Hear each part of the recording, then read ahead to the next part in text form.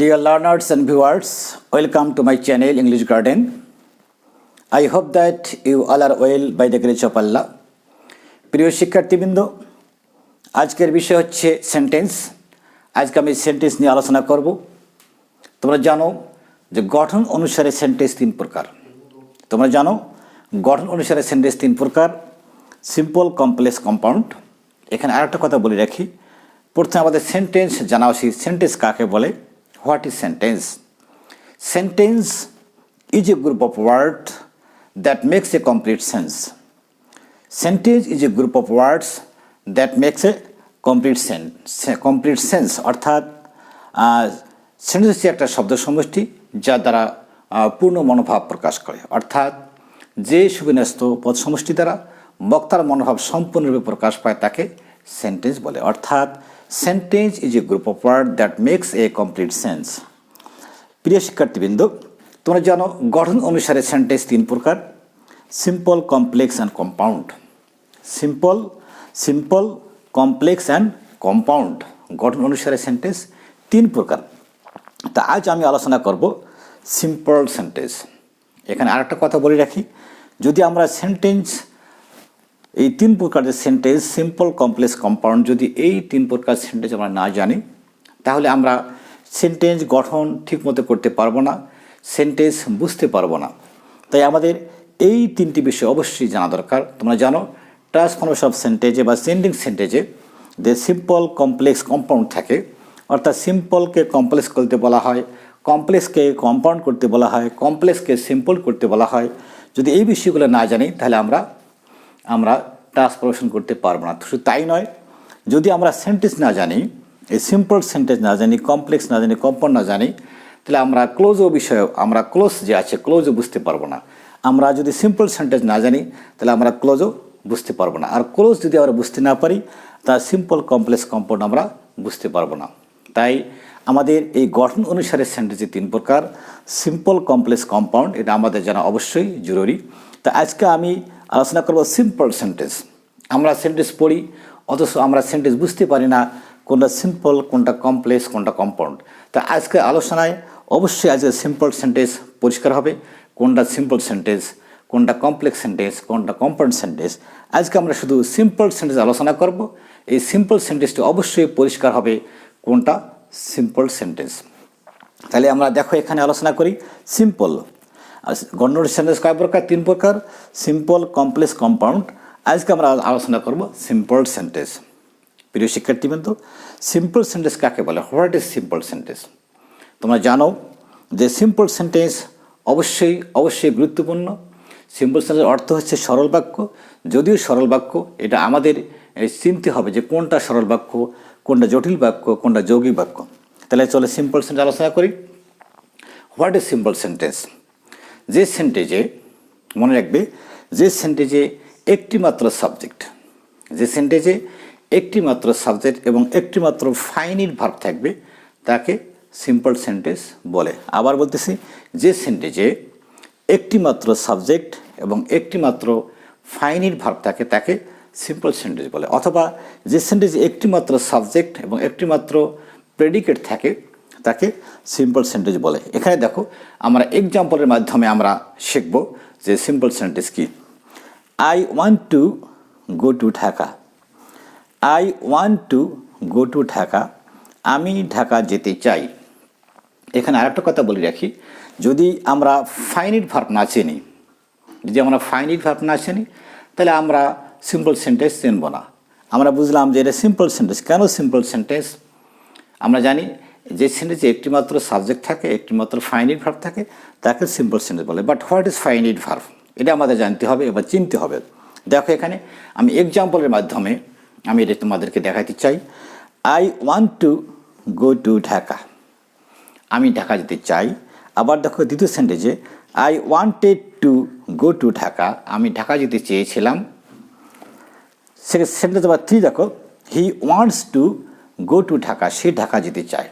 এখানে লক্ষ্য করো, দেখো এখানে যে এখানে ওয়ান্ট, প্রথম সেন্টেন্স হচ্ছে সাবজেক্ট। দেখো এখানে first person singular number want হয়েছে, কারণ এখানে সেন্টেন্সটি হচ্ছে প্রেজেন্ট ইনডিফিনিট টেন্স।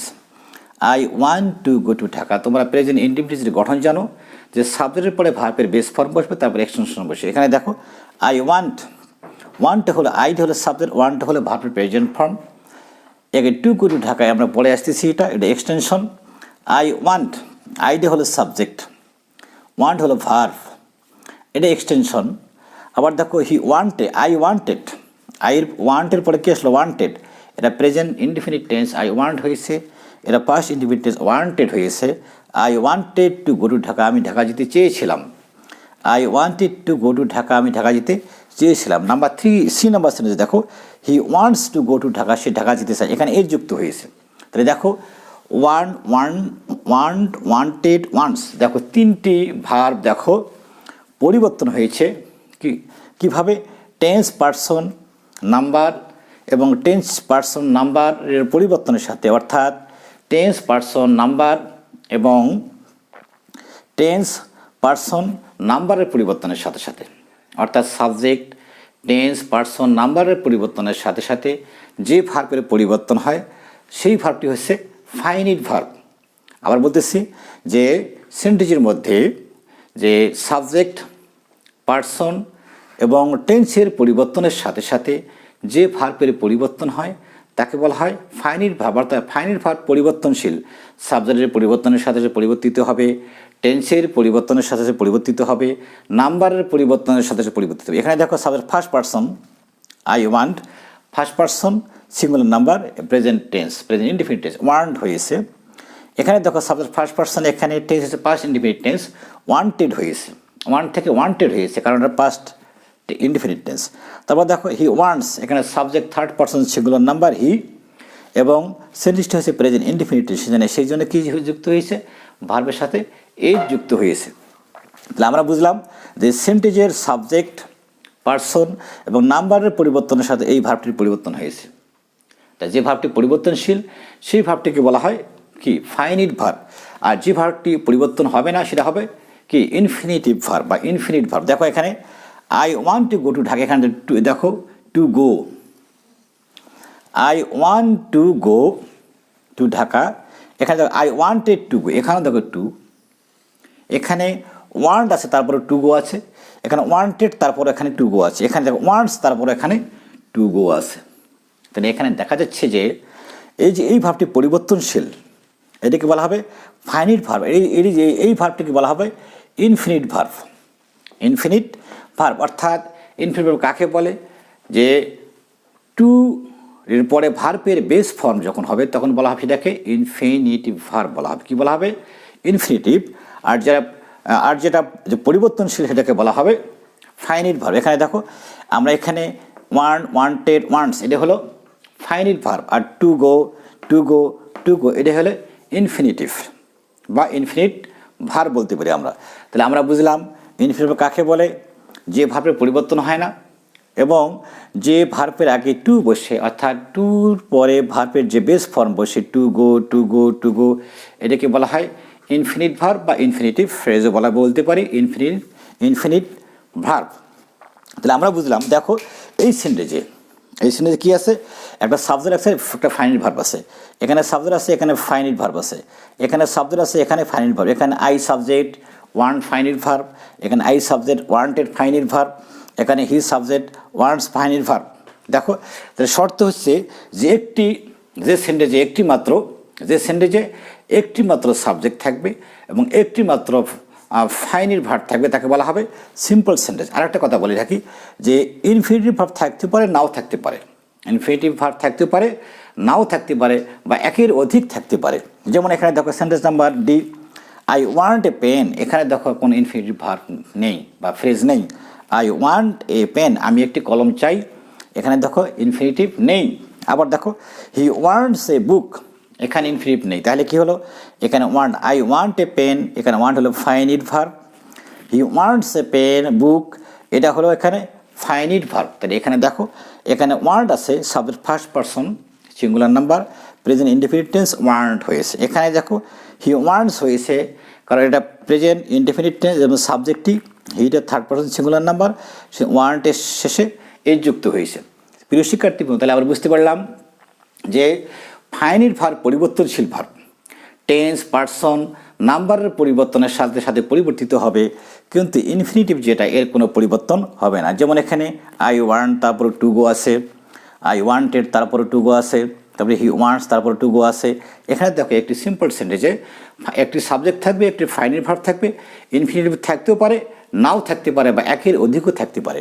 প্রিয় শিক্ষার্থীবৃন্দ, আমি আশা করি তোমরা আজকে সিম্পল সেন্টেন্স সম্পর্কে ধারণা পেয়েছো। পরবর্তী ক্লাসে এই বিষয়টি নিয়ে এই বিষয়টি নিয়ে আমি আরও গুরুত্বপূর্ণ আলোচনা করব। আশা করি তোমরা মনোযোগ দিয়ে শুনবে। নেক্সট ক্লাসে আমি এই বিষয় নিয়ে আমি বিস্তারিত আলোচনা করব। আশা করি তোমরা আমার সাথে থাকবে। প্রিয় শিক্ষার্থীবৃন্দ, last of all I want to pray to Almighty for you so that you may do well in the examination and in your practical life.